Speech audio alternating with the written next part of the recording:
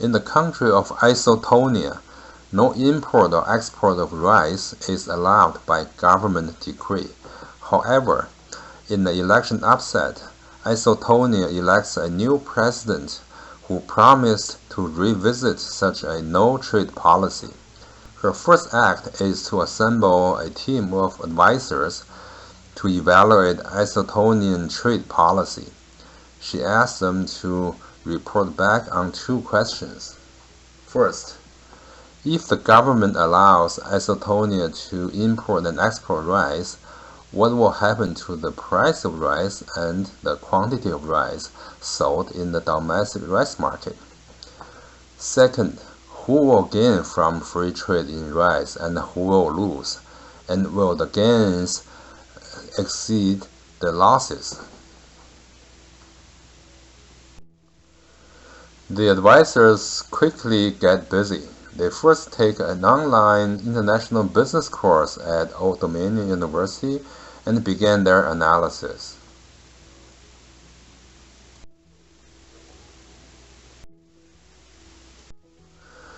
Because there is no international trade, the market for rice in Isotonia consists solely of Isotonian buyers and sellers. As Figure 1 shows,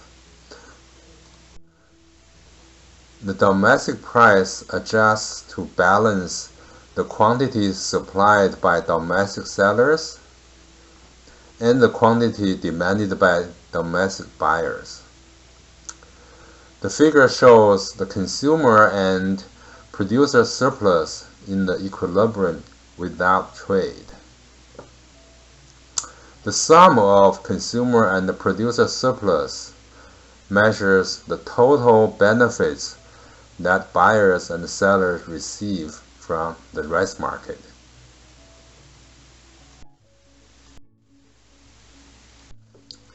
Next, we look at what will happen when Isotonia exports or imports rice. First, we examine what would happen if Isotonia exports rice to the world market. Once trade is allowed, the domestic price rises to equal the world price.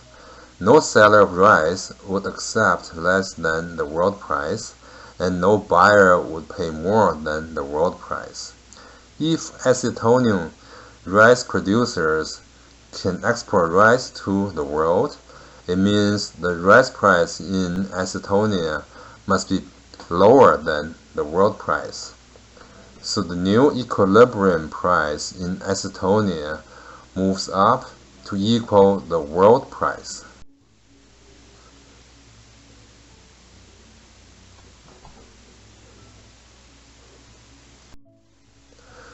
Clearly, not everyone benefits from the move.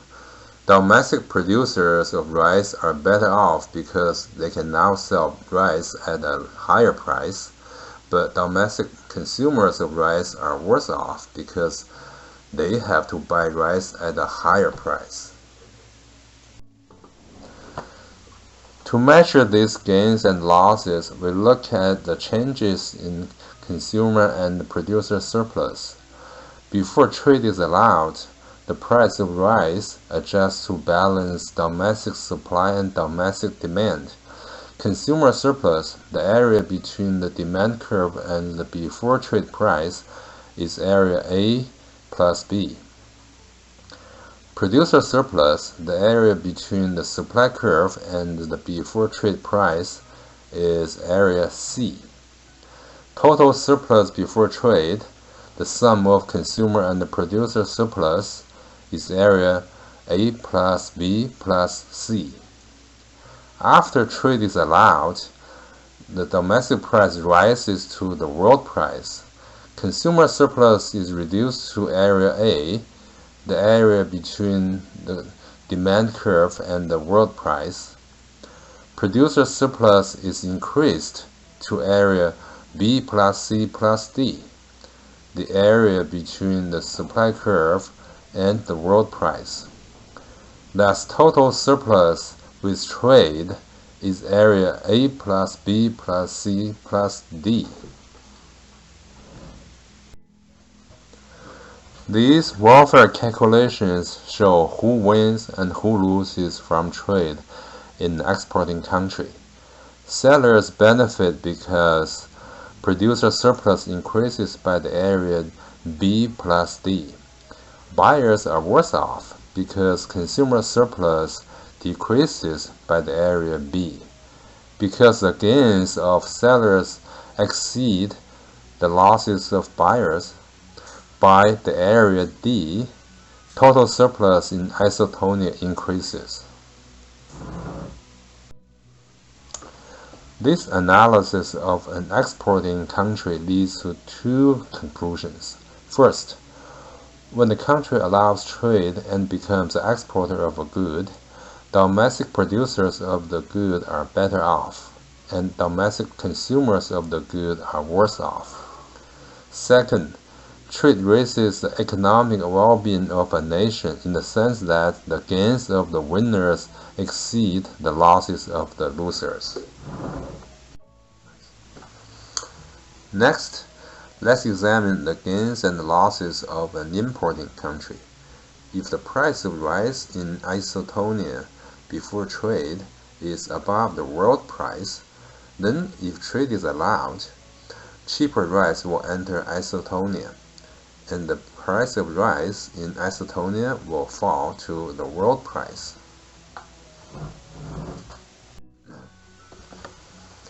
Now consider the gains and the losses from trade.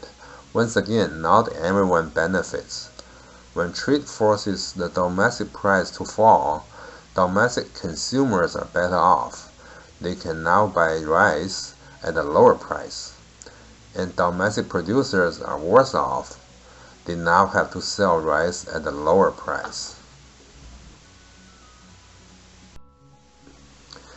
Changes in consumer and producer surplus measure the size of the gains and losses.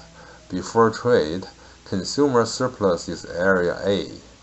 Producer surplus is area B plus C. And total surplus is area A plus B plus C. After trade is allowed, consumer surplus is area A plus B plus D. Producer surplus is area C, and total surplus is area A plus B plus C plus D.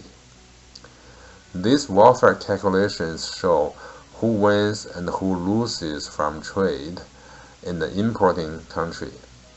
Buyers benefit because consumer surplus increases by the area B plus D. Sellers are worse off because producer surplus falls by the area B. The gains of buyers exceed the losses of sellers, and total surplus increases by the area D.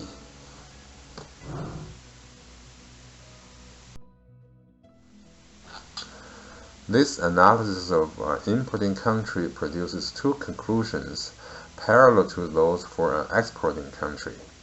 First, when the country allows trade and becomes an importer of a good, domestic producers of the good are better off, and the domestic producers of the good are worse off.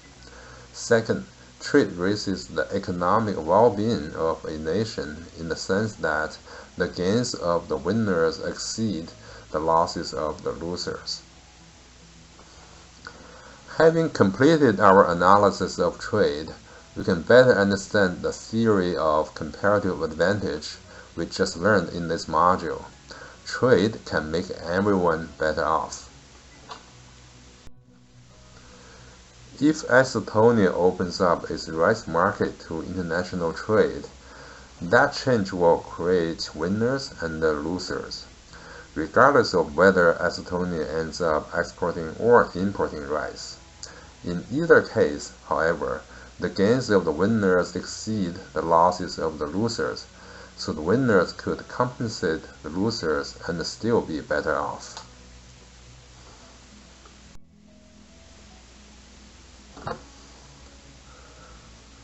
The team of Isotonian advisors can now write to the new president.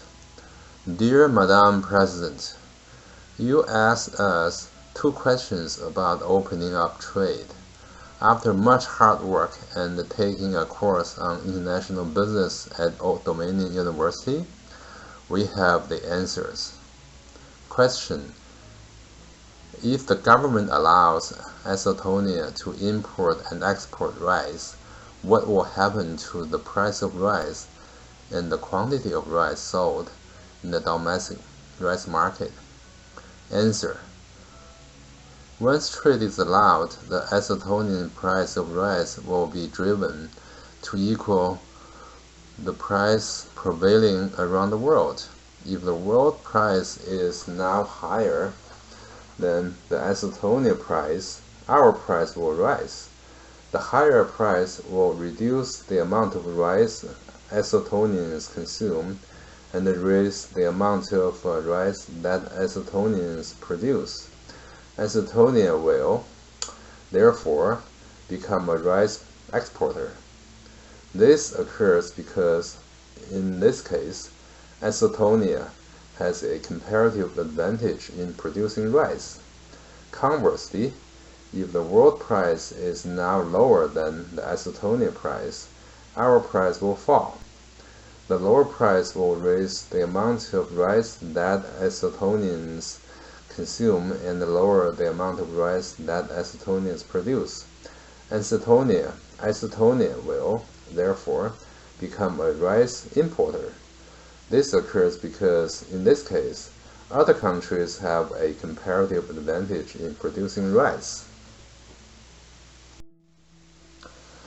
Question: who will gain from free trade in rice and who will lose? And will the gains exceed the losses? Answer: the answer depends on whether the price rises or falls when trade is allowed. If the price rises, producers of rice gain and the consumers of rice lose.